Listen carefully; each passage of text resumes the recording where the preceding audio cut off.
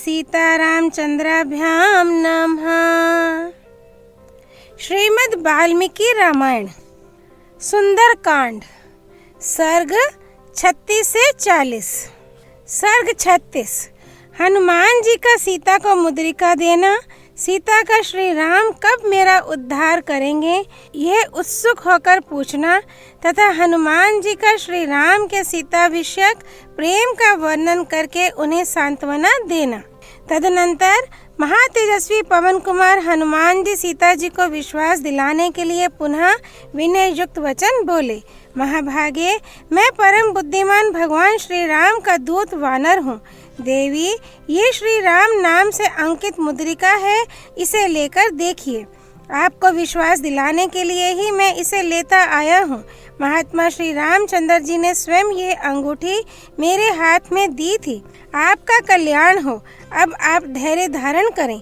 आपको जो दुख रूपी फल मिल रहा था वह अब समाप्त हो चला है। पति के हाथ को सुशोभित करने वाली उस मुद्रिका को लेकर सीता जी उसे ध्यान से देखने लगी। उस समय जानकी जी को इतनी प्रसन्नता हुई मानो स्वयं उनके पति देव ही उन्हें मिल गए हों। उनका लाल, सफेद और विशाल नेत्रों से युक्त मनोहर मुख हर्ष से खिल उठा, मानो चंद्रमा राहु के ग्रहण से मुक्त हो गया हो। वे लजीली विधेय बाला प्रियतम का संदेश पाकर बहुत प्रसन्न हुई। उनके मन को बड़ा संतोष हुआ। वे महाकपि हनुमान जी का आदर करके उनकी प्रशंसा करने लगी। वानर श्रेष्ठ, तुम बड़े पराक्रमी, शक्तिशाली और बुद्धिमान हो, क्योंकि तुमने अकेले ही इस राक्षसपुरी को पददलित कर दिया है। तुम अपने पराक्रम के कारण प्रशंसा के योग्य हो, क्योंकि तुमने मगर आदि जंतुओं से भरे हुए 100 योजन विस्तार वाले महासागर को लांघते समय उसे गाय की खुरी के बराबर समझा है, इसलिए प्रशंसा के पात्र हो। वानर शिरोमणे, मैं तुम्हें कोई साधारण वानर नहीं मानती हूँ, क्योंकि तुम्हारे मन में रावण जैसे राक्षस से भी ना तो भय होता है और ना घबराहट ही। कपि श्रेष्ठ, यदि तुम्हें आत्मज्ञानी भगवान श्री राम ने भेजा है तो तुम अवश्य इस योग्य हो कि मैं तुमसे बातचीत करूं। दुर्धर्ष वीर, श्री रामचंद्र जी विशेषता मेरे निकट ऐसे किसी पुरुष को नहीं भेजेंगे जिसके पराक्रम का उन्हें ज्ञान ना हो तथा जिसके शील स्वभाव की उन्होंने परीक्षा ना कर ली हो। सत्य प्रतिज्ञ एवं धर्मात्मा भगवान श्री राम सकुशल हैं तथा सुमित्रा का आनंद बढ़ाने वाले महातेजस्वी लक्ष्मण भी स्वस्थ एवं सुखी हैं। ये जानकर मुझे बड़ा हर्ष हुआ है और यह शुभ संवाद मेरे लिए सौभाग्य का सूचक है। यदि ककुस कुलभूषण श्री राम सकुशल हैं तो वे प्रलय काल में उठे हुए प्रलयंकर अग्नि के समान कुपित हो समुद्रों से घिरी हुई सारी पृथ्वी को दग्ध क्यों नहीं कर देते हैं, अथवा वे दोनों भाई देवताओं को भी दंड देने की शक्ति रखते हैं, तो भी अब तक जो चुप बैठे हैं इसमें उनका नहीं मेरे ही भाग्य का दोष है। मैं समझती हूँ कि अभी मेरे ही दुखों का अंत नहीं आया है। अच्छा, ये तो बताओ, पुरुषोत्तम श्री रामचंद्र जी के मन में कोई व्यथा तो नहीं है? वे संतप्त तो नहीं होते? उन्हें आगे जो कुछ करना है उसे वे करते हैं या नहीं? उन्हें किसी प्रकार की दीनता या घबराहट तो नहीं है? वे काम करते करते मोह के वशीभूत तो नहीं हो जाते? क्या राजकुमार श्री राम पुरुषोचित कार्य पुरुषार्थ करते हैं?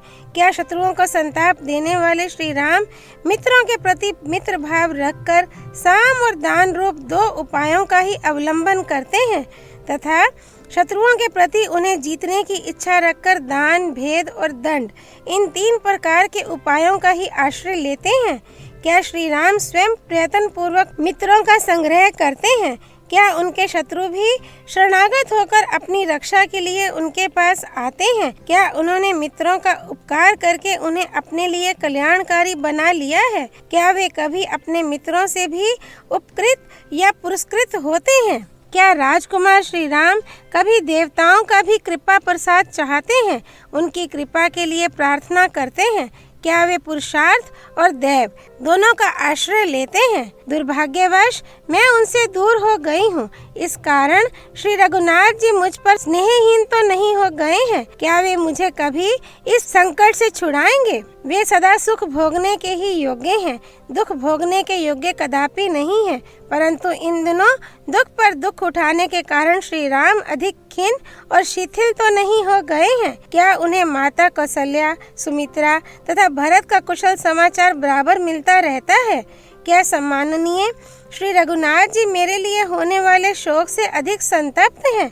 वे मेरी ओर से अन्य मनसक तो नहीं हो गए हैं? क्या श्री राम मुझे इस संकट से उबारेंगे? क्या भाई पर अनुराग रखने वाले भरत जी मेरे उद्धार के लिए मंत्रियों द्वारा सुरक्षित भयंकर अक्षौहिणी सेना भेजेंगे? क्या श्रीमान वानरराज सुग्रीव दांत और नखों से प्रहार करने वाले वीर वानरों को साथ ले मुझे छुड़ाने के लिए यहाँ तक आने का कष्ट करेंगे? क्या सुमित्रा का आनंद बढ़ाने वाले शूरवीर लक्ष्मण, जो अनेक अस्त्रों के ज्ञाता हैं, अपने बाणों की वर्षा से राक्षसों का संहार करेंगे? क्या मैं रावण को उसके बंधु बांधवों सहित थोड़े ही दिनों में श्री रघुनाथ जी के द्वारा युद्ध में भयंकर अस्त्र शस्त्रों से मारा गया देखूंगी? जैसे पानी सूख जाने पर धूप से कमल सूख जाता है, उसी प्रकार मेरे बिना शोक से दुखी हुआ श्री राम का वह सुवर्ण के समान कांतिमान और कमल के सदृश सुगंधित मुख सूख तो नहीं गया है? धर्म पालन के उद्देश्य से अपने राज्य का त्याग करते और मुझे पैदल ही वन में लाते समय जिन्हें तनिक भी भय और शोक नहीं हुआ, वे श्री रघुनाथ जी इस संकट के समय हृदय में धैर्य तो धारण करते हैं ना? दूत, उनके माता पिता तथा अन्य कोई संबंधी भी ऐसे नहीं हैं जिन्हें उनका स्नेह मुझसे अधिक अथवा मेरे बराबर भी मिला हो। मैं तो तभी तक जीवित रहना चाहती हूँ जब तक यहाँ आने के संबंध में अपने प्रियतम की प्रवृत्ति सुन रही हूँ। देवी सीता वानर श्रेष्ठ हनुमान के प्रति इस प्रकार महान अर्थ से युक्त मधुर वचन कहकर श्री रामचंद्र जी से संबंध रखने वाली उनकी मनोहर वाणी पुनः सुनने के लिए चुप हो गईं। सीता जी का वचन सुनकर भयंकर पराक्रमी पवन कुमार हनुमान मस्तक पर अंजलि बांधे उन्हें इस प्रकार उत्तर देने लगे। देवी, कमल नयन भगवान श्री राम को यह पता ही नहीं है कि आप लंका में रह रही हैं।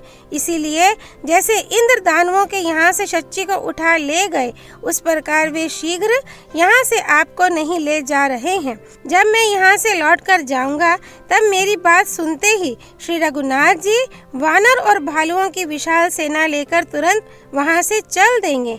ककुस कुलभूषण श्री राम अपने बाण समूहों द्वारा अक्षोभ्य महासागर को भी स्तब्ध करके उस पर सेतु बांधकर लंकापुरी में पहुँच जाएंगे और उसे राक्षसों से सूनी कर देंगे। उस समय श्री राम के मार्ग में यदि मृत्यु, देवता अथवा बड़े बड़े असुर भी विघ्न बनकर खड़े होंगे तो वे उन सब का भी संहार कर डालेंगे। अरे, आपको न देखने के कारण उत्पन्न हुए शोक से उनका हृदय भरा रहता है। अतः श्री राम सिंह से पीड़ित हुए हाथी की भांति क्षण भर को भी चैन नहीं पाते हैं। देवी, मंदर आदि पर्वत हमारे वास स्थान है और फल मूल भोजन। अतः मैं मंदराचल, मल्ले, विंध्य, मेरु तथा दरदुर पर्वत की और अपनी जीविका के साधन फल मूल की सौगंध खाकर कहता हूँ कि आप शीघ्र ही श्री राम का नवोदित पूर्ण चंद्रमा के समान वह मनोहर मुख देखेंगी, जो सुंदर नेत्र, बिंब फल के समान लाल लाल होंठ और सुंदर कुंडलों से अलंकृत एवं चित्ताकर्षक है। विदेह नंदिनी, ऐरावत की पीठ पर बैठे हुए देवराज इंद्र के समान प्रस्तर वर्ण गिरी के शिखर पर विराजमान श्री राम का आप शीघ्र दर्शन करेंगी। कोई भी रघुवंशी ना तो मांस खाता है और ना मधु का ही सेवन करता है, फिर भगवान श्री राम इन वस्तुओं का सेवन क्यों करते? वे सदा 4 समय उपवास करके 5वें समय शास्त्र विहित जंगली फल मूल और निवार आदि भोजन करते हैं। श्री रघुनाथ जी का चित्त सदा आप में लगा रहता है, अतः उन्हें अपने शरीर पर चढ़े हुए डांस, मच्छर, कीड़ों और सर्पों को हटाने की भी सुद्धि नहीं रहती। श्री राम आपके प्रेम के वशीभूत हो सदा आपका ही ध्यान करते और निरंतर आपके ही विरह शोक में डूबे रहते हैं। आपको छोड़कर दूसरी कोई बात वे सोचते ही नहीं हैं। नरश्रेष्ठ, श्री राम को सदा आपकी चिंता के कारण कभी नींद नहीं आती है। यदि कभी आंख लगी भी तो सीता सीता इस मधुर वाणी का उच्चारण करते हुए वे जल्दी ही जाग उठते हैं। किसी फल, मूल अथवा स्त्रियों के मन को लुभाने वाली दूसरी वस्तु को भी जब वे देखते हैं तब लंबी सांस लेकर बारंबार हा प्रिय कहते हुए आपको पुकारने लगते हैं। देवी, राजकुमार महात्मा श्री राम आपके लिए सदा दुखी रहते हैं। सीता सीता कहकर आपकी ही रट लगाते हैं तथा उत्तम व्रत का पालन करते हुए आपकी ही प्राप्ति के प्रयत्न में लगे हुए हैं। श्री रामचंद्र जी की चर्चा से सीता का अपना शोक तो दूर हो गया, किंतु श्री राम के शोक की बात सुनकर वे पुनः उन्हीं के समान शोक में निमग्न हो गईं। उस समय विदेह नंदिनी सीता शरद ऋतु आने पर मेघों की घटा और चंद्रमा दोनों से युक्त अंधकार और प्रकाशपूर्ण रात्रि के समान हर्ष और शोक से युक्त प्रतीत होती थी। श्री वाल्मीकि निर्मित आर्ष रामायण आदि काव्य के सुंदरकांड में 36वां सर्ग पूरा हुआ। सर्ग 37। सीता का हनुमान जी से श्री राम को शीघ्र बुलाने का आग्रह है, हनुमान जी का सीता से अपने साथ चलने का अनुरोध तथा सीता का अस्वीकार करना। हनुमान जी का पूर्वोक्त वचन सुनकर पूर्ण चंद्रमा के समान मनोहर मुख वाली सीता ने उनसे धर्म और अर्थ से युक्त बात कही। वानर, तुमने जो कहा कि श्री रघुनाथ जी का चित्त दूसरी ओर नहीं जाता और वे शोक में डूबे रहते हैं, तुम्हारा ये कथन मुझे विष मिश्रित अमृत के समान लगा है। कोई बड़े भारी ऐश्वर्य में स्थित हो अथवा अत्यंत भयंकर विपत्ति में पड़ा हो, काल मनुष्य को इस तरह खींच लेता है मानो उसे रस्सी में बांध रखा हो। वानर शिरोमणे, देव के विधान को रोकना प्राणियों के वश की बात नहीं है। उदाहरण के लिए सुमित्रा कुमार लक्ष्मण को, मुझको और श्री राम को भी देख लो। हम लोग किस तरह वियोग दुख से मोहित हो रहे हैं। समुद्र में नौका के नष्ट हो जाने पर अपने हाथों से तैरने वाले पराक्रमी पुरुष की भांति श्री रघुनाथ जी कैसे इस शोक सागर से पार होंगे। राक्षसों का वध, रावण का संहार और लंकापुरी का विध्वंस करके मेरे पतिदेव मुझे कब देखेंगे। तुम उनसे जाकर कहना वे शीघ्रता करें। यह वर्ष जब तक पूरा नहीं हो जाता तभी तक मेरा जीवन शेष है। वानर, ये 10वां महीना चल रहा है, अब वर्ष पूरा होने में 2 ही मास शेष हैं। निर्दयी ब्राह्मण ने मेरे जीवन के लिए जो अवधि निश्चित की है उसमें इतना ही समय बाकी रह गया है। रावण के भाई विभीषण ने मुझे लौटा देने के लिए उससे यत्न पूर्वक बड़ी अनुनय विनय की थी, किंतु वह उनकी बात नहीं मानता है।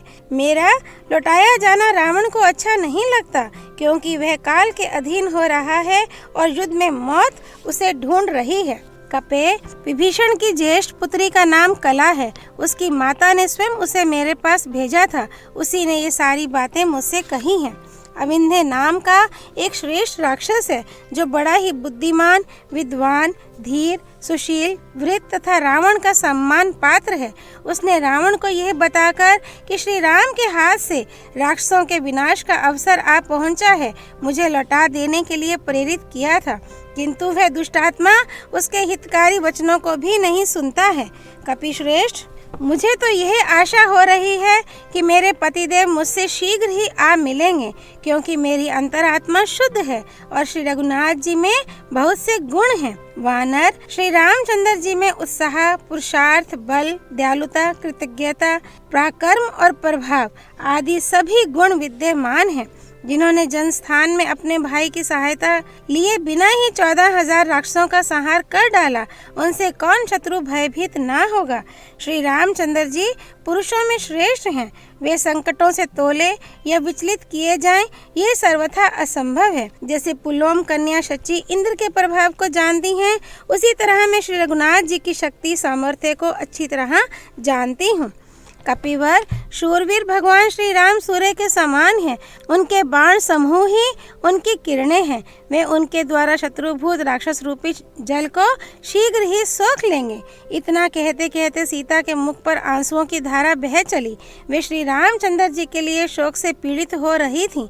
उस समय कपिवर हनुमान जी ने उनसे कहा, देवी आप धैर्य धारण करें, मेरा वचन सुनते ही श्री रघुनाथ जी वानर और भालुओं की विशाल सेना लेकर शीघ्र यहाँ के लिए प्रस्थान कर देंगे, अथवा मैं अभी आपको इस राक्षस जनित दुख से छुटकारा दिला दूंगा।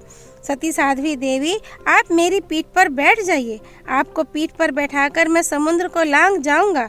मुझ में रावण सहित सारी लंका को भी ढो ले जाने की शक्ति है। मिथिलेश कुमारी, रघुनाथ जी प्रस्तर वनगिरी पर रहते हैं। मैं आज ही आपको उनके पास पहुंचा दूंगा। ठीक उसी तरह जैसे अग्निदेव हवन किए गए हविष्य को इंद्र की सेवा में ले जाते हैं।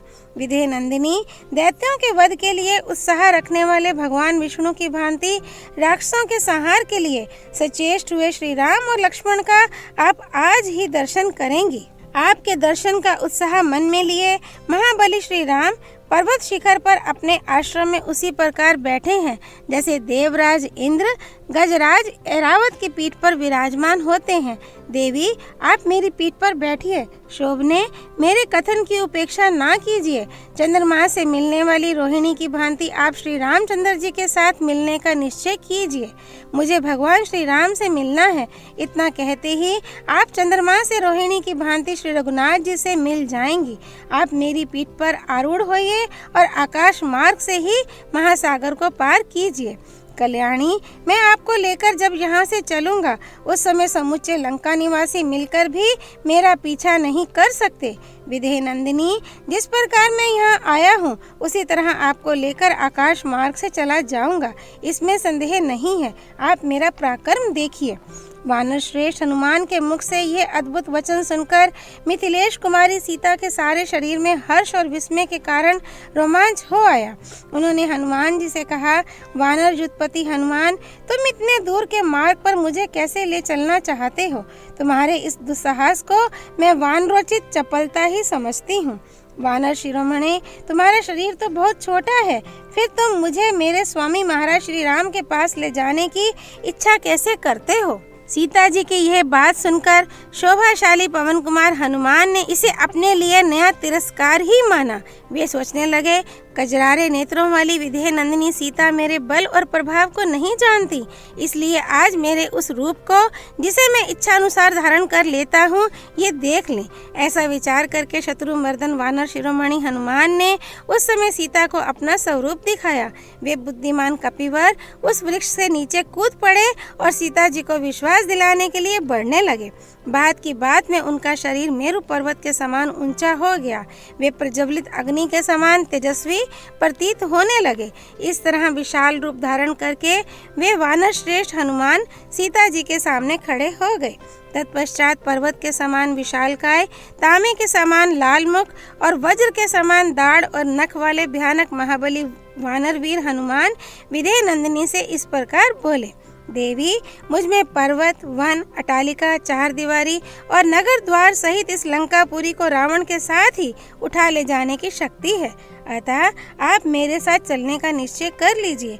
आपकी आशंका व्यर्थ है। देवी, विदेह नंदिनी, आप मेरे साथ चलकर लक्ष्मण सहित श्री रघुनाथ जी का शोक दूर कीजिए। वायु के आरस पुत्र हनुमान जी को पर्वत के समान विशाल शरीर धारण किए देख प्रफुल्ल कमल दल के समान बड़े बड़े नेत्रों वाली जनक किशोरी ने उनसे कहा, महाकपे, मैं तुम्हारी शक्ति और पराक्रम को जानती हूँ। वायु के समान तुम्हारी गति और अग्नि के समान तुम्हारा अद्भुत तेज है। वानर युद्धपते, दूसरा कोई साधारण वानर अपार महासागर के पार की इस भूमि में कैसे आ सकता है? मैं जानती हूँ तुम समुद्र पार करने और मुझे ले जाने में भी समर्थ हो, तथापि तुम्हारी तरह मुझे भी अपनी कार्य सिद्धि के विषय में अवश्य भली भांति विचार कर लेना चाहिए। कपिश्रेष्ठ, तुम्हारे साथ मेरा जाना किसी भी दृष्टि से उचित नहीं है, क्योंकि तुम्हारा वेग वायु के वेग के समान तीव्र है। जाते समय यह वेग मुझे मूर्छित कर सकता है। मैं समुद्र के ऊपर ऊपर आकाश में पहुंच जाने पर अधिक वेग से चलते हुए तुम्हारे पृष्ठ भाग से नीचे गिर सकती हूँ। इस तरह समुद्र में जो तिम्मी नामक बड़े बड़े मत्स्यों, नाकों और मछलियों से भरा हुआ है, गिरकर विवश हो मैं शीघ्र ही जल जंतुओं का उत्तम आहार बन जाऊंगी। इसलिए शत्रुराशन वीर, मैं तुम्हारे साथ नहीं चल सकूंगी। एक स्त्री को साथ लेकर जब तुम जाने लगोगे उस समय राक्षसों को तुम पर संदेह होगा, इसमें संशय नहीं है। मुझे हर कर ले जाती देख दुरात्मा रावण की आज्ञा से भयंकर पराक्रमी राक्षस तुम्हारा पीछा करेंगे। वीर, उस समय मुझ जैसी रक्षणिया अबला के साथ होने के कारण तुम हाथों में शूल और मुदगर धारण करने वाले उन शौर्यशाली राक्षसों से घिरकर प्राण संशय की अवस्था में पहुंच जाओगे। आकाश में अस्त्र शस्त्रधारी बहुत से राक्षस तुम पर आक्रमण करेंगे और तुम्हारे हाथ में कोई भी अस्त्र ना होगा। उस दशा में तुम उन सबके साथ युद्ध और मेरी रक्षा दोनों कार्य कैसे कर सकोगे? कपिश्रेष्ठ, उन क्रूर कर्मा राक्षसों के साथ जब तुम युद्ध करने लगोगे उस समय मैं भय से पीड़ित होकर तुम्हारी पीठ से अवश्य ही गिर जाऊंगी। कपिश्रेष्ठ, यदि कहीं वे महान बलवान भयानक राक्षस किसी तरह तुम्हें युद्ध में जीत ले अथवा युद्ध करते समय मेरी रक्षा की ओर तुम्हारा ध्यान न रहने से यदि मैं गिर गई तो वे पापी राक्षस मुझ गिरी हुई अबला को फिर पकड़ ले जाएंगे। अथवा यह भी संभव है कि वे निशाचर मुझे तुम्हारे हाथ से छीन ले जाएं या मेरा वध ही कर डालें, क्योंकि युद्ध में विजय और पराजय को अनिश्चित ही देखा जाता है। अथवा वानर शिरोमणि, यदि राक्षसों की अधिक डांट पड़ने पर मेरे प्राण निकल गए तो फिर तुम्हारा यह सारा प्रयत्न निष्फल ही हो जाएगा। यद्यपि तुम भी संपूर्ण राक्षसों का संहार करने में समर्थ हो, तथापि तुम्हारे द्वारा राक्षसों का वध हो जाने पर श्री रघुनाथ जी के सुयश में बाधा आएगी। लोग यही कहेंगे कि श्री राम स्वयं कुछ भी ना कर सके। अथवा यह भी संभव है कि राक्षस लोग मुझे ले जाकर किसी ऐसे गुप्त स्थान में रख दें जहां ना तो वानरों को मेरा पता लगे और ना श्री रघुनाथ जी को ही। यदि ऐसा हुआ तो मेरे लिए किया गया तुम्हारा ये सारा उद्योग व्यर्थ हो जाएगा। यदि तुम्हारे साथ श्री रामचंद्र जी यहाँ पधारें तो उनके आने से बहुत बड़ा लाभ होगा। महाबाहो, अमित पराक्रमी श्री रघुनाथ जी का, उनके भाइयों का, तुम्हारा तथा वानरा सुग्रीव के कुल का जीवन मुझ पर ही निर्भर है। शोक और संताप से पीड़ित हुए वे दोनों भाई जब मेरी प्राप्ति की ओर से निराश हो जाएंगे तब संपूर्ण रीछों और वानरों के साथ अपने प्राणों का परित्याग कर देंगे। वानर श्रेष्ठ, तुम्हारे साथ ना चल सकने का एक प्रधान कारण और भी है। वानर वीर, पति भक्ति की ओर दृष्टि रखकर मैं भगवान श्री राम के सिवा किसी दूसरे पुरुष के शरीर का स्वेच्छा से स्पर्श करना नहीं चाहती। रावण के शरीर से जो मेरा स्पर्श हो गया है वह तो उसके बलात् हुआ है। उस समय मैं असमर्थ, अनाथ और बेबस थी, क्या करती? यदि श्री रघुनाथ जी यहाँ राक्षसों सहित दशमुख रावण का वध करके मुझे यहाँ से ले चलें तो वह उनके योग्य कार्य होगा। मैंने युद्ध में शत्रुओं का मर्दन करने वाले महात्मा श्री राम के पराक्रम अनेक बार देखे और सुने हैं। देवता, गंधर्व, नाग और राक्षस सब मिलकर भी संग्राम में उनकी समानता नहीं कर सकते। युद्ध स्थल में विचित्र धनुष धारण करने वाले इंद्रतुल्य पराक्रमी महाबली श्री रघुनाथ जी लक्ष्मण के साथ रहे वायु का सहारा पाकर प्रज्वलित हुए अग्नि की भांति उद्दीप्त हो उठते हैं। उस समय उन्हें देखकर उनका वेग कौन सह सकता है? वानर शिरोमणि, सम्रांगण में अपने बाण रूपी तेज से परले कालीन सूर्य के समान प्रकाशित होने वाले और मत वाले दिग्गज की भांति खड़े हुए रणमर्दन श्री राम और लक्ष्मण का सामना कौन कर सकता है? इसलिए कपिश्रेष्ठ, वानर वीर, तुम प्रयत्न करके युद्धपति सुग्रीव और लक्ष्मण सहित मेरे प्रियतम श्री रामचंद्र जी को शीघ्र यहाँ बुला ले आओ। मैं श्री राम के लिए चिरकाल से शोकाकुल हो रही हूँ। तुम उनके शुभागमन से मुझे हर्ष प्रदान करो। श्री वाल्मीकि निर्मित आश्रमण आदि काव्य के सुंदर कांड में 37वां सर्ग पूरा हुआ। सर्ग 38। सीता जी का हनुमान जी को पहचान के रूप में चित्रकूट पर्वत पर घटित हुए एक कौवे के प्रसंग को सुनाना, भगवान श्री राम को शीघ्र बुला लाने के लिए अनुरोध करना और चूड़ामणि देना। सीता के इस वचन से कपिश्रेष्ठ हनुमान जी को बड़ी प्रसन्नता हुई। वे बातचीत में कुशल थे। उन्होंने पूर्वोक्त बातें सुनकर सीता से कहा, देवी, आपका कहना बिल्कुल ठीक और युक्ति संगत है। शुभ दर्शने, आपकी ये बात नारी स्वभाव के तथा पतिव्रताओं की विनयशीलता के अनुरूप है। इसमें संदेह नहीं कि आप अबला होने के कारण मेरी पीठ पर बैठकर 100 योजन विस्तृत समुद्र के पार जाने में समर्थ नहीं है। जनक नंदिनी, आपने जो दूसरा कारण बताते हुए कहा है कि मेरे लिए श्री रामचंद्र जी के सिवा दूसरे किसी पुरुष का स्वेच्छा पूर्वक स्पर्श करना उचित नहीं है, यह आपके ही योग्य है। देवी, महात्मा श्री राम की धर्म पत्नी के मुख से ऐसी बात निकल सकती है? आपको छोड़कर दूसरी कौन स्त्री ऐसा वचन कह सकती है? देवी, मेरे सामने आपने जो जो पवित्र चेष्टाएं की और जैसी जैसी उत्तम बातें कही हैं, वे सब पूर्ण रूप से श्री रामचंद्र जी मुझसे सुनेंगे। देवी, मैंने जो आपको अपने साथ ले जाने का आग्रह किया उसके बहुत से कारण हैं। एक तो मैं श्री रामचंद्र जी का शीघ्र ही प्रिय करना चाहता था, अतः स्नेह पूर्ण हृदय से ही मैंने ऐसी बात कही है। दूसरा कारण यह है कि लंका में प्रवेश करना सबके लिए अत्यंत कठिन है। तीसरा कारण है महासागर को पार करने की कठिनाई। इन सब कारणों से तथा अपने में आपको ले जाने की शक्ति होने से मैंने ऐसा प्रस्ताव किया था। मैं आज ही आपको श्री रघुनाथ जी से मिला देना चाहता था, अतः अपने परमाराध्य गुरु श्री राम के प्रति स्नेह और आपके प्रति भक्ति के कारण ही मैंने ऐसी बात कही थी, किसी और उद्देश्य से नहीं। किंतु सती साध्वी देवी, यदि आपके मन में मेरे साथ चलने का उत्साह नहीं है तो आप अपनी कोई पहचान ही दे दीजिए, जिससे श्री रामचंद्र जी यह जान लें कि मैंने आपका दर्शन किया है। हनुमान जी के ऐसा कहने पर देव कन्या के समान तेजस्विनी सीता अश्रु गदगद वाणी में धीरे धीरे इस प्रकार बोली। वानर श्रेष्ठ, तुम मेरे प्रियतम से यह उत्तम पहचान बताना। नाथ, चित्रकूट पर्वत के उत्तर पूर्व वाले भाग पर जो मंदाकिनी नदी के समीप है तथा जहाँ फल मूल और जल की अधिकता है, उस सिद्ध सेवित प्रदेश में तापसाश्रम के भीतर जब मैं निवास करती थी, उन्हीं दिनों नाना प्रकार के फूलों की सुगंध से वासित उस आश्रम के उपवनों में जल विहार करके आप भीगे हुए आए और मेरी गोद में बैठ गए। तदनंतर किसी दूसरे समय एक मांस लोलुप कौआ आकर मुझ पर चोंच मारने लगा। मैंने ढेला उठाकर उसे हटाने की चेष्टा की, परंतु मुझे बार बार चोंच मारकर वह कौआ वहीं कहीं छिप जाता था।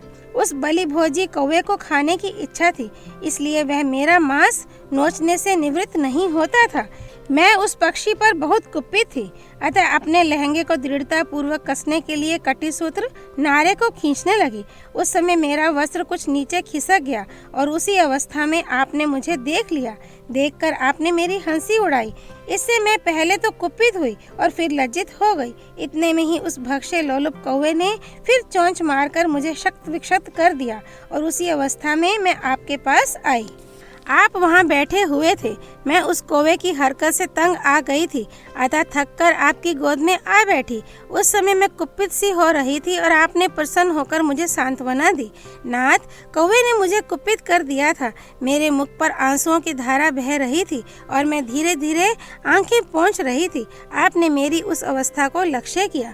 हनुमान, मैं थक जाने के कारण उस दिन बहुत देर तक श्री रघुनाथ जी की गोद में सोई रही। फिर उनकी बारी आई और वे भरत के बड़े भाई मेरी गोद में सिर रखकर सो रहे।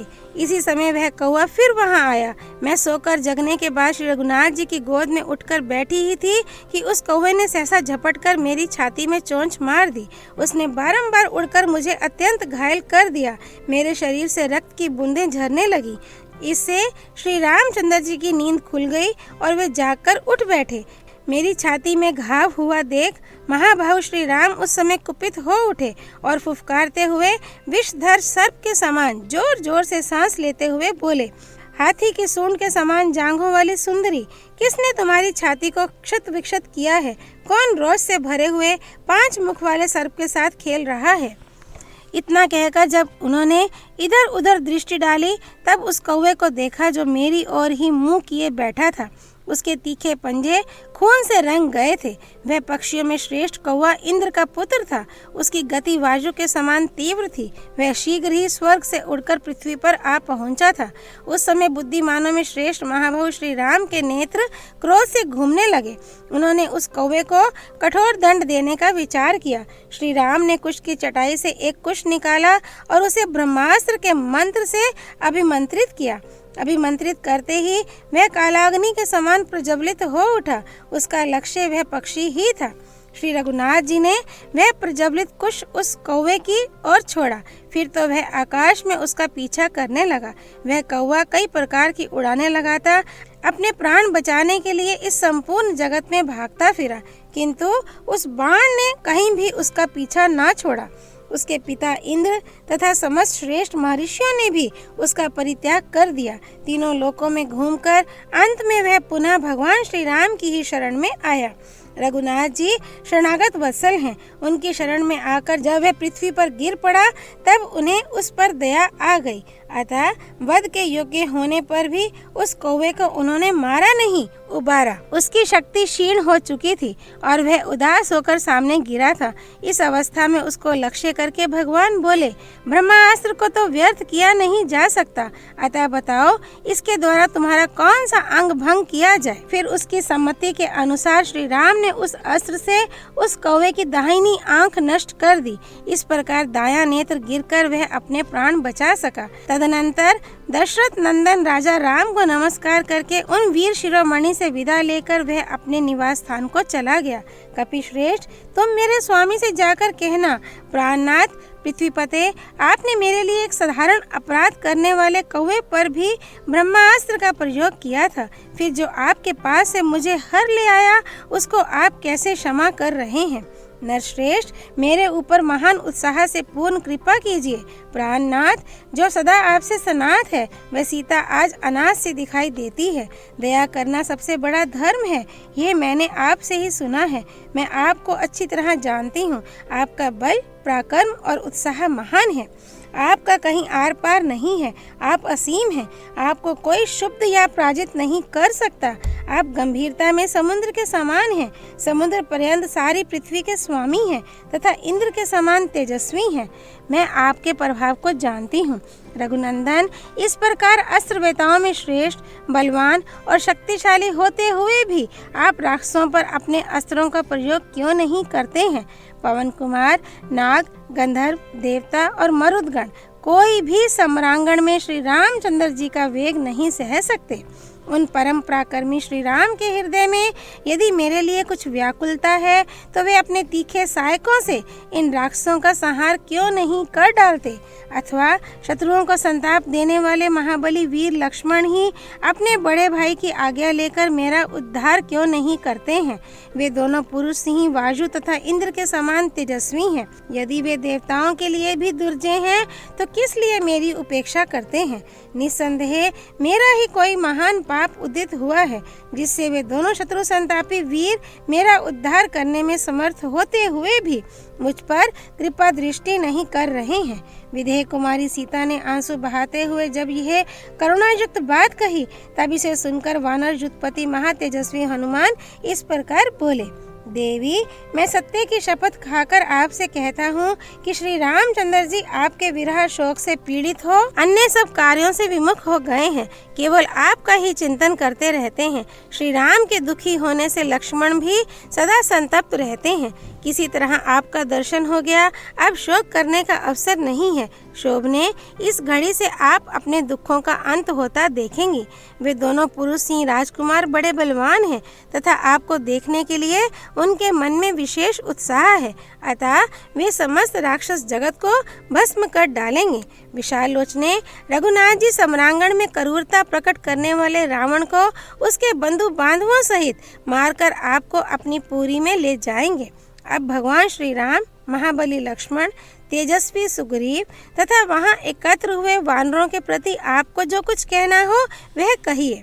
हनुमान जी के ऐसा कहने पर देवी सीता ने फिर कहा, कपिश्रेष्ठ, मनस्विनी कौशल्या देवी ने जिन्हें जन्म दिया है तथा जो संपूर्ण जगत के स्वामी हैं, उन श्री रघुनाथ जी को मेरी ओर से मस्तक झुकाकर प्रणाम करना और उनका कुशल समाचार पूछना। तत्पश्चात विशाल भूमंडल में भी जिसका मिलना कठिन है, ऐसे उत्तम ऐश्वर्य का, भांति भांति के हारों, सब प्रकार के रत्नों तथा मनोहर सुंदरी स्त्रियों का भी परित्याग कर पिता माता को सम्मानित एवं राजी करके जो श्री रामचंद्र जी के साथ वन में चले आए, जिनके कारण सुमित्रा देवी उत्तम संतान वाली कही जाती हैं, जिनका चित्त सदा धर्म में लगा रहता है, जो सर्वोत्तम सुख को त्याग कर वन में बड़े भाई श्री राम की रक्षा करते हुए सदा उनके अनुकूल चलते हैं, जिनके कंधे सिंह के समान और भुजाएं बड़ी बड़ी हैं, जो देखने में प्रिय लगते और मन को वश में रखते हैं, जिनका श्री राम के प्रति पिता के समान और मेरे प्रति माता के समान भाव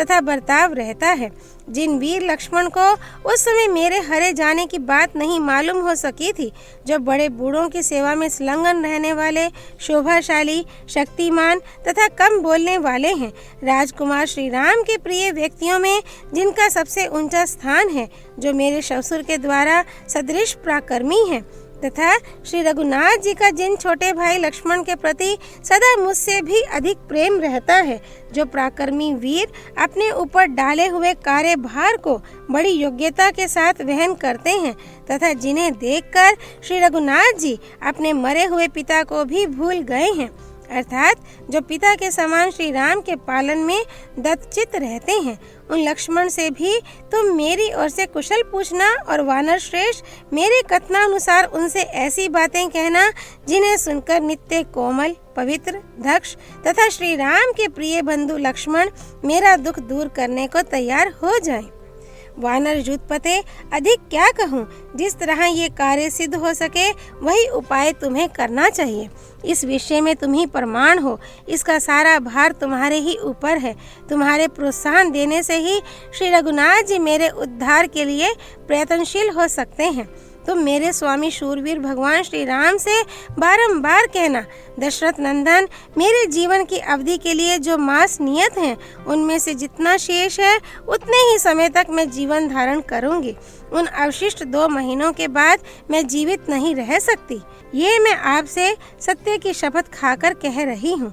वीर पापाचारी रावण ने मुझे कैद कर रखा है, अतः राक्षसियों द्वारा शठता पूर्वक मुझे बड़ी पीड़ा दी जाती है। जैसे भगवान विष्णु ने इंद्र की लक्ष्मी का पाताल से उद्धार किया था, उसी प्रकार आप यहाँ से मेरा उद्धार करें। ऐसा कहकर सीता ने कपड़े में बंधी हुई सुंदर दिव्य चूड़ामणि को खोलकर निकाला और इसे श्री रामचंद्र जी को दे देना, ऐसा कहकर हनुमान जी के हाथ पर रख दिया। उस परम उत्तम मणि रत्न को लेकर वीर हनुमान जी ने उसे अपनी अंगुली में डाल लिया। उनकी बाह अत्यंत सूक्ष्म होने पर भी उसके छेद में ना आ सकी। इससे जान पड़ता है कि हनुमान जी ने अपना विशाल रूप दिखाने के बाद फिर सूक्ष्म रूप धारण कर लिया था। वह मणि रत्न लेकर कपिवर हनुमान ने सीता को प्रणाम किया और उनकी प्रदक्षिणा करके वे विनीत भाव से उनके पास खड़े हो गए। सीता जी का दर्शन होने से उन्हें महान हर्ष प्राप्त हुआ था। वे मन ही मन भगवान श्री राम और शुभ लक्षण संपन्न लक्ष्मण के पास पहुंच गए थे। उन दोनों का चिंतन करने लगे थे। राजा जनक की पुत्री सीता ने अपने विशेष प्रभाव से जिसे छिपाकर धारण कर रखा था, उस बहुमूल्य मणिरत्न को लेकर हनुमान जी मन ही मन उस पुरुष के समान सुखी एवं प्रसन्न हुए, जो किसी श्रेष्ठ पर्वत के ऊपरी भाग से उठी हुई प्रबल वायु के वेग से कंपित होकर पुनः उसके प्रभाव से मुक्त हो गया हो। तदनंतर उन्होंने वहां से लौट जाने की तैयारी की। श्री वाल्मीकि निर्मित आर्ष रामायण आदि काव्य के सुंदर कांड में 38वां सर्ग पूरा हुआ। सर्ग 39। चूड़ामणि लेकर जाते हुए हनुमान जी से सीता का श्री राम आदि को उत्साहित करने के लिए कहना तथा समुद्र तरण के विषय में शंकित हुई सीता को वानरों का पराक्रम बताकर हनुमान जी का आश्वासन देना। मणि देने के पश्चात सीता हनुमान जी से बोली, मेरे इस चिन्ह को भगवान श्री रामचंद्र जी भली भांति पहचानते हैं। इस मणि को देखकर वीर श्री राम निश्चय ही 3 व्यक्तियों का, मेरी माता का, मेरा तथा महाराज दशरथ का एक साथ ही स्मरण करेंगे। कपिश्रेष्ठ, तुम पुनः विशेष उत्साह से प्रेरित हो इस कार्य की सिद्धि के लिए जो भावी कर्तव्य हो उसे सोचो। वानर शिरोमणे, इस कार्य को निभाने में तुम ही प्रमाण हो। तुम पर ही सारा भार है। तुम इसके लिए कोई ऐसा उपाय सोचो जो मेरे दुख का निवारण करने वाला हो। हनुमान, तुम विशेष प्रयत्न करके मेरा दुख दूर करने में सहायक बनो। तब बहुत अच्छा कहकर सीता जी की आज्ञा के अनुसार कार्य करने की प्रतिज्ञा करके वे भयंकर पराक्रमी पवन कुमार विदेह नंदिनी के चरणों में मस्तक झुकाकर वहां से जाने को तैयार हुए। पवन पुत्र वानर वीर हनुमान को वहां से लौटने के लिए उद्यत जान मिथिलेश कुमारी का गला भर आया और वे अश्रु गदगद वाणी में बोली, हनुमान, तुम श्री राम और लक्ष्मण दोनों को एक साथ ही मेरा कुशल समाचार बताना और उनका कुशल मंगल पूछना। वानर श्रेष्ठ, फिर मंत्रियों सहित सुग्रीव तथा अन्य सब बड़े बूढ़े वानरों से धर्मयुक्त कुशल समाचार कहना और पूछना। महाबाहु श्री रघुनाथ जी जिस प्रकार इस दुख के समुद्र से मेरा उद्धार करें, वैसा ही यत्न तुम्हें करना चाहिए। हनुमान, यशस्वी रघुनाथ जी जिस प्रकार मेरे जीते जी यहाँ आकर मुझसे मिलें, मुझे संभालें, वैसी ही बातें तुम उनसे कहो और ऐसा करके वाणी के द्वारा धर्माचरण का फल प्राप्त करो। यूँ तो दशरथ नंदन भगवान श्री राम सदा ही उत्साह से भरे रहते हैं, तथापि मेरी कही हुई बातें सुनकर मेरी प्राप्ति के लिए उनका पुरुषार्थ और भी बढ़ेगा। तुम्हारे मुख से मेरे संदेश से युक्त बातें सुनकर ही वीर रघुनाथ जी पराक्रम करने में विधिवत अपना मन लगाएंगे। सीता की यह बात सुनकर पवन कुमार हनुमान ने माथे पर अंजलि बांधकर विनय पूर्वक उनकी बात का उत्तर दिया। देवी, जो युद्ध में सारे शत्रुओं को जीतकर आपके शोक का निवारण करेंगे, वे ककुस कुलभूषण भगवान श्री राम श्रेष्ठ वानरों और भालुओं के साथ शीघ्र ही यहाँ पधारेंगे। मैं मनुष्यों, असुरों अथवा देवताओं में भी किसी को ऐसा नहीं देखता जो बाणों की वर्षा करते हुए भगवान श्री राम के सामने ठहर सके। भगवान श्री राम विशेषता आपके लिए तो युद्ध में सूर्य, इंद्र और सूर्य पुत्र यम का भी सामना कर सकते हैं। वे समुद्र पर्यंत सारी पृथ्वी को भी जीत लेने योग्य हैं। जनक नंदिनी, आपके लिए युद्ध करते समय श्री रामचंद्र जी को निश्चय ही विजय प्राप्त होगी। हनुमान जी का कथन युक्ति युक्त, सत्य और सुंदर था। उसे सुनकर जनक नंदिनी ने उनका बड़ा आदर किया और वे उनसे फिर कुछ कहने को उद्यत हुई। तदनंतर वहां से प्रस्थित हुए हनुमान जी की ओर बार बार देखती हुई सीता ने सौहार्दवश स्वामी के प्रति स्नेह से युक्त सम्मान पूर्ण बात कही। शत्रुओं का दमन करने वाले वीर, यदि तुम ठीक समझो तो यहाँ एक दिन किसी गुप्त स्थान में निवास करो। इस तरह एक दिन विश्राम करके कल चले जाना। वानर वीर, तुम्हारे निकट रहने से मुझ मंदभागिनी के महान शोक का थोड़ी देर के लिए निवारण हो जाएगा।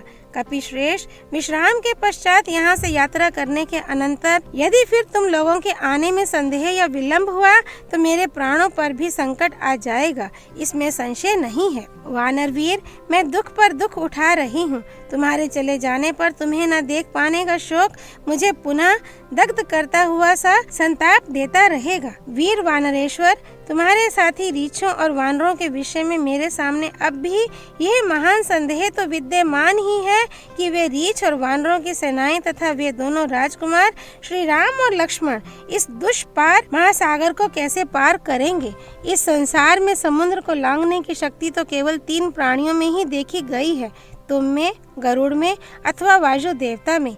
वीर, इस प्रकार इस समुद्र लंघन रूपी कार्य को निभाना अत्यंत कठिन हो गया है।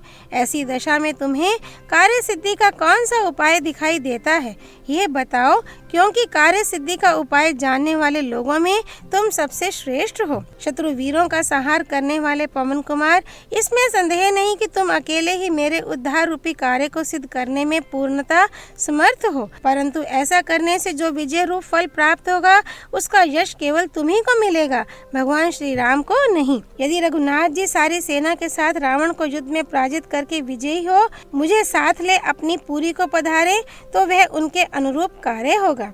शत्रु सेना का संहार करने वाले श्री राम यदि अपनी सेनाओं द्वारा लंका को पद्दलित करके मुझे अपने साथ ले चले तो वही उनके योग्य होगा। अतः तुम ऐसा उपाय करो जिससे समरशूर महात्मा श्री राम का उनके अनुरूप पराक्रम प्रकट हो। देवी सीता की उपयुक्त बात अर्थयुक्त, स्नेहयुक्त तथा युक्ति युक्त थी। उनकी उस अवशिष्ट बात को सुनकर हनुमान जी ने इस प्रकार उत्तर दिया। देवी, वानर और भालुओं की सेना के स्वामी कपिश्रेष्ठ सुग्रीव सत्यवादी हैं। वे आपके उद्धार के लिए दृढ़ निश्चय कर चुके हैं। विधेय नंदिनी, उनमें राक्षसों का संहार करने की शक्ति है। वे सहस्त्रों कोटि वानरों की सेना साथ लेकर शीघ्र ही लंका पर चढ़ाई करेंगे। उनके पास पराक्रमी, धैर्यशाली, महाबली और मानसिक संकल्प के समान बहुत दूर तक उछलकर जाने वाले बहुत से वानर हैं, जो उनकी आज्ञा का पालन करने के लिए सदा तैयार रहते हैं, जिनकी ऊपर नीचे तथा इधर उधर कहीं भी गति नहीं रुकती। वे बड़े से बड़े कार्यों के आप पड़ने पर भी कभी हिम्मत नहीं हारते। उनमें महान तेज है।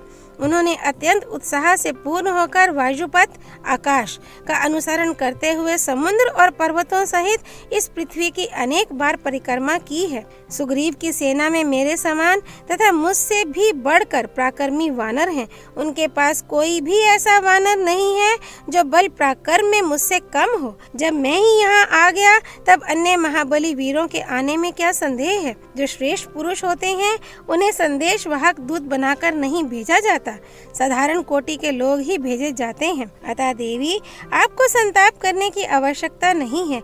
आपका शोक दूर हो जाना चाहिए।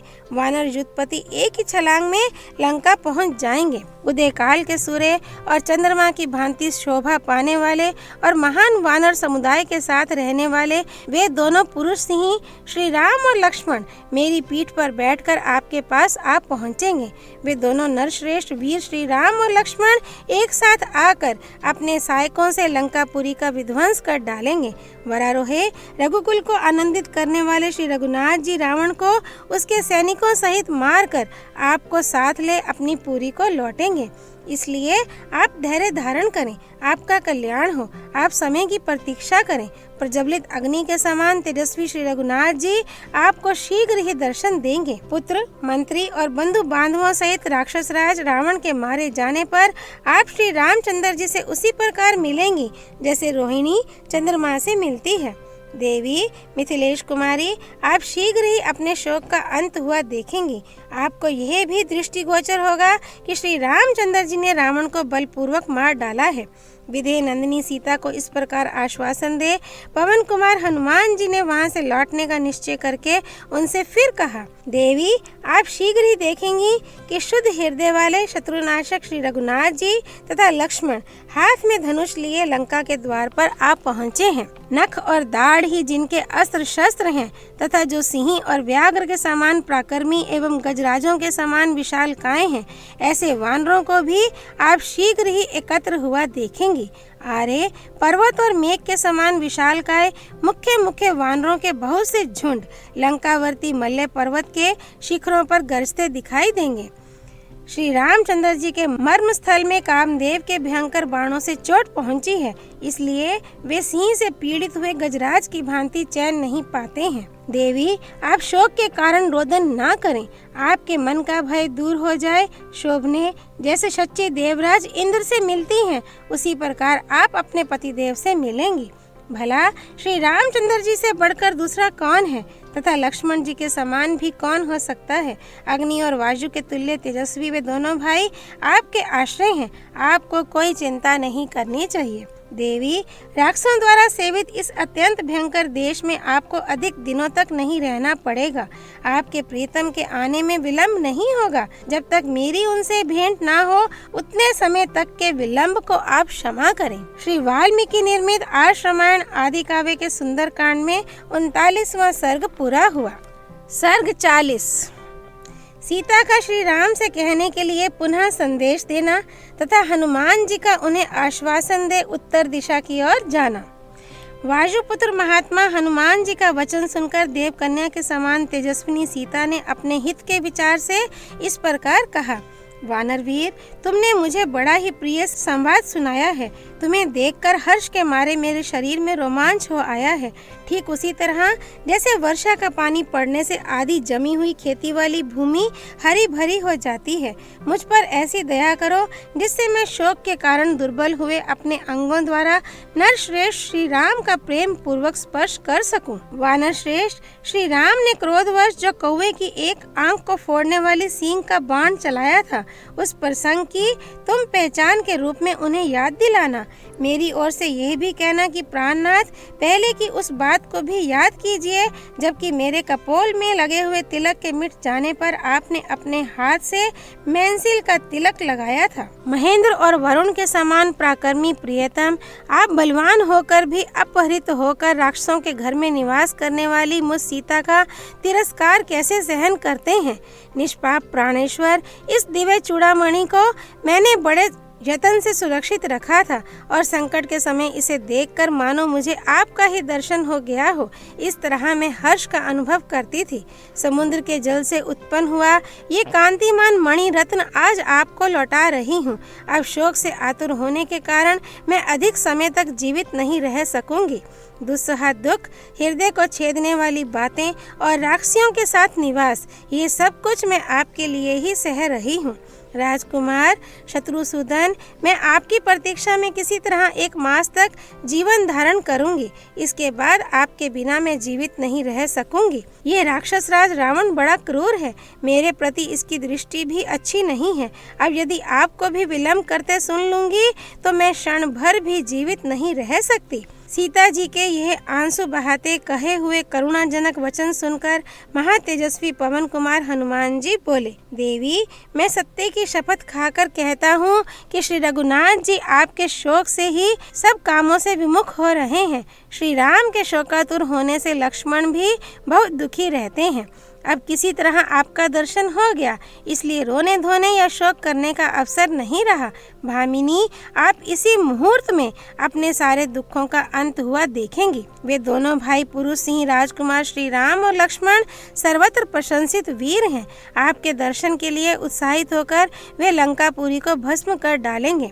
विशाल लोचने, राक्षस रावण को सम्रांगण में उसके बंधु बांधुओं सहित मारकर वे दोनों रघुवंशी बंधु आपको अपनी पुरी में ले जाएंगे। सती साध्वी देवी, जिसे श्री रामचंद्र जी जान सकें और जो उनके हृदय में प्रेम एवं प्रसन्नता का संचार करने वाली हो, ऐसी कोई और भी पहचान आपके पास हो तो वह उनके लिए आप मुझे दें। तब सीता जी ने कहा, कपिश्रेष्ठ, मैंने तुम्हें उत्तम से उत्तम पहचान तो दे ही दी। वीर हनुमान, इसी आभूषण को यत्न पूर्वक देख लेने पर श्री राम के लिए तुम्हारी सारी बातें विश्वसनीय हो जाएंगी। उस श्रेष्ठ मणि को लेकर वानर शिरोमणि श्रीमान हनुमान देवी सीता को सिर झुका प्रणाम करने के पश्चात वहां से जाने को उद्यत हुए। वानर युद्धपति महावेगशाली हनुमान को वहां से छलांग मारने के लिए उत्साहित हो बढ़ते देख जनक नंदिनी सीता के मुख पर आंसुओं की धारा बहने लगी। वे दुखी हो अश्रु गदगद वाणी में बोली, हनुमान, सिंह के समान पराक्रमी दोनों भाई श्री राम और लक्ष्मण से तथा मंत्रियों सहित सुग्रीव एवं अन्य सब वानरों से मेरा कुशल मंगल कहना।